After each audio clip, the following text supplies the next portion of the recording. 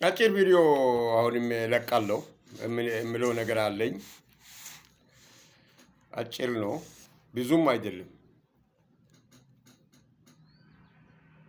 አጭር ነው። የሚናገረውም ራሱ ርዕስ አለው።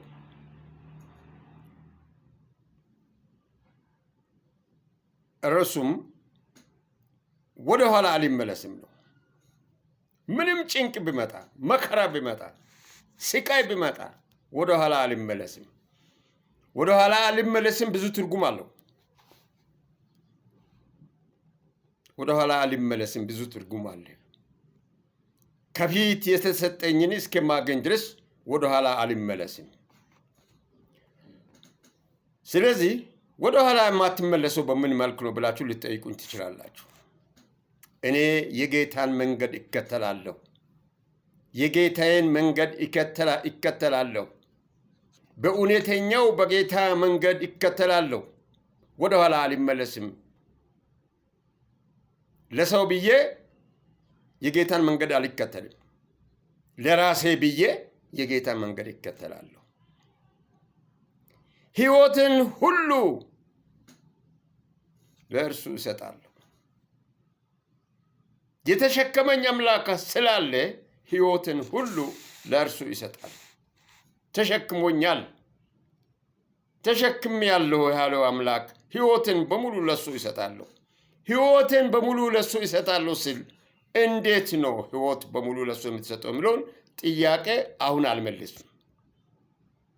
እግዚአብሔር በሚመራኝ መንገድ ነው የሚሄደው። የእግዚአብሔር መንፈስ በሚሰጠኝ ምሪት ነው የሚሄደው። በጉልበት አይደለም፣ ለንግድ አይደለም። ሕይወቴን ለማዳን የሚሄደው እሱ በሚሰጠኝ መንገድ ነው። መስቀሉን ከፊቴ ዓለምን ከኋላ የኢየሱስ ክርስቶስ መስቀል እኔን በደሙ አንጽቶኝ አድኖኝ ልጄ ያለኝን የክርስቶስን መስቀል ከፊቴ አድርጌ ዓለምን ወደ ኋላ ትቼ ይከተለዋለሁ። ወደ ኋላ አልመለስም። ወደ ታውኩበት አልመለስም። እግዚአብሔር የተመሰገነ ይሁን።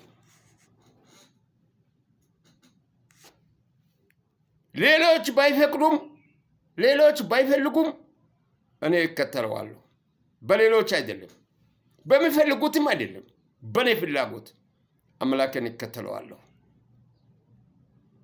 እግዚአብሔርን እከተላለሁ። ኢየሱስ ክርስቶስን እውነትና መንገድ እኔ ነኝ ያለውን አምላክ እከተለዋለሁ።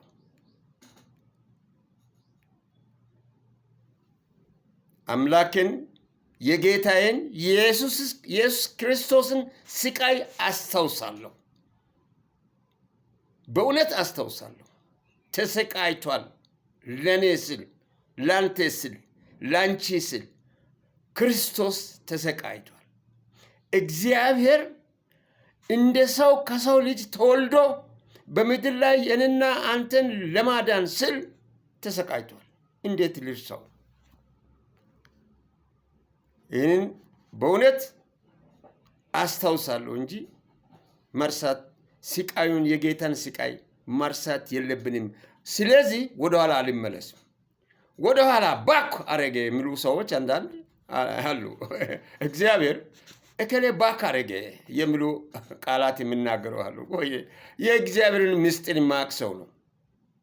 በጌታን አምኖ የተቀበለ በአብ መዝገብ ስሙ የተመዘገበ ያን ታሪክ በደንብ ያላስታወሰ፣ ያን ታሪክ በደንብ ያላጠና የመንፈስ ምሪት የሚጎለው ካልሆነ በስተቀር ባክ የሚለው ቃል አይሰራም።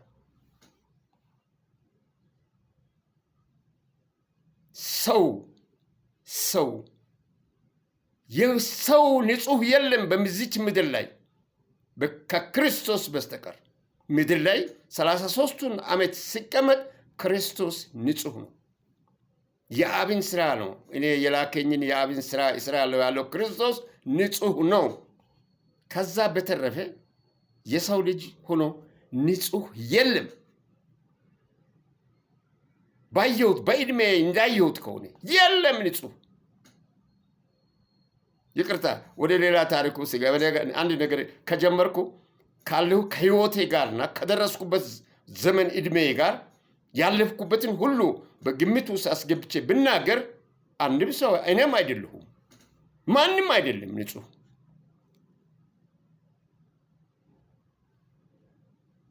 ማሽን ላይ እያረደች ትፈካለች እንደሚባለው ለመኖር ተብሎ የሚደረገው ሁሉ ንጹህ ነው ማለት አይቻልም። አመሰግናለሁ።